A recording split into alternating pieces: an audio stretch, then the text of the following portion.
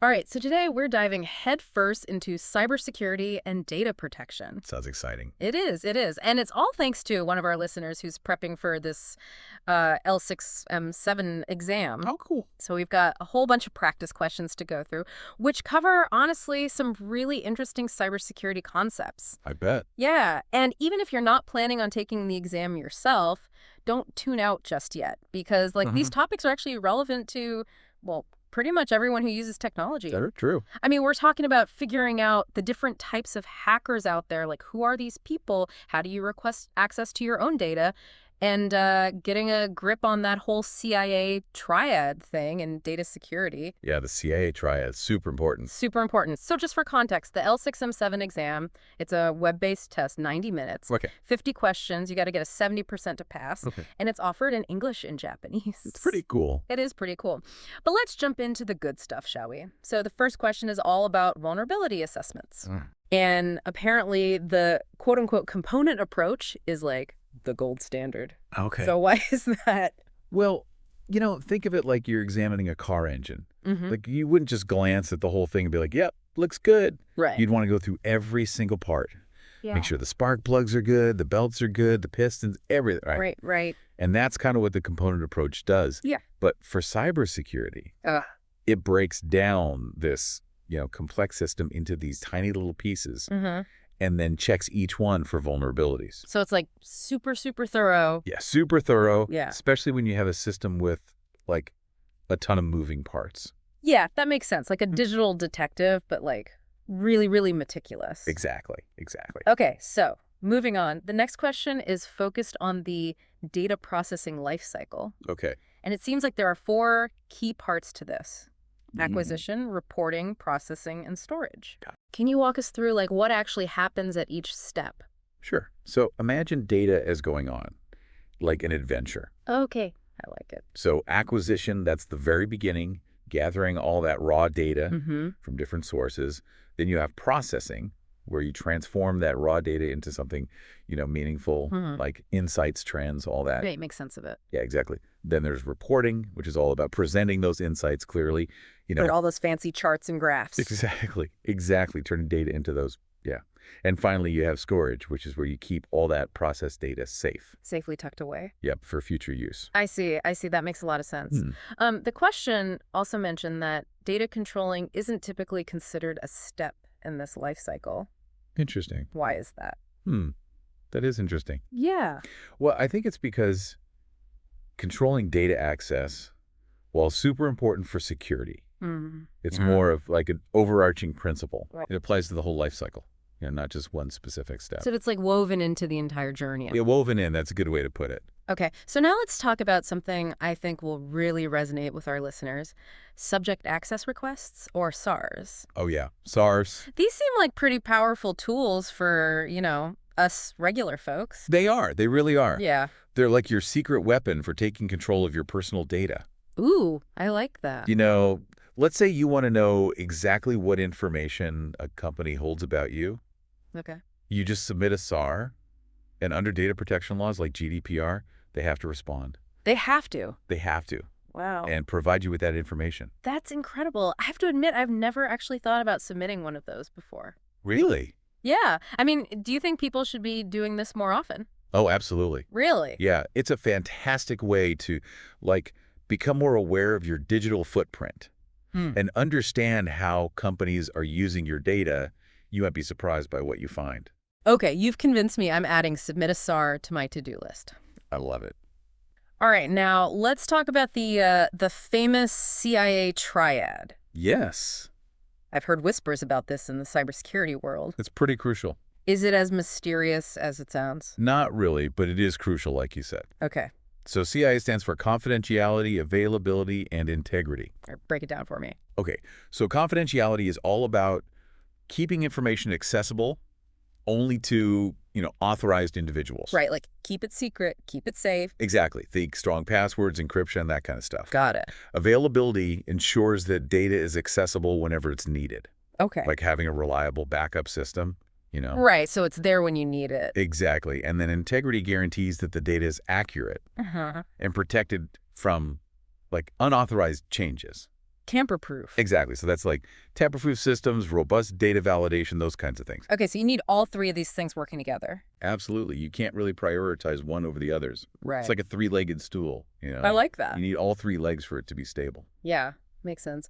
All right, now let's venture into the slightly more shadowy side of cybersecurity. Ooh, getting dark. Yeah, and talk about those black hat hackers. Yeah, the bad guys. Ones with, let's say, less than noble intentions. Right. So black hat hackers are the ones who illegally access computer systems for personal gain. Oh, okay. They might steal data, deploy malware, Mm-hmm. exploit vulnerabilities for their own benefit. Is it not like the white hat hackers? No, not at all. Who are like the good guys. Yeah, the good guys, they use their skills to improve security by like finding and reporting vulnerabilities, but with permission, of course. Right, ethically. Ethically, exactly. Okay, so it's like a classic good versus evil, but in the digital world. Exactly. But I'm guessing it's not always that black and white. You're right. There are definitely shades of gray. Okay, tell me more. So you also have gray hat hackers. Gray hat, okay. Yeah, they sometimes operate in like a legal gray area. Interesting. And then you have hacktivists who use hacking for political or social causes. Wow, so there's a whole spectrum of hacker personalities out there. There really is. Okay, well, let's get back to something a bit more relatable.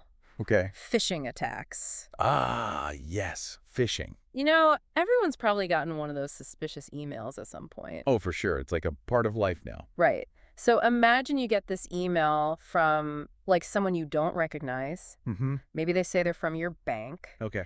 And there's an attachment, and they're asking you to, like, urgently review some invoice error. Sounds suspicious.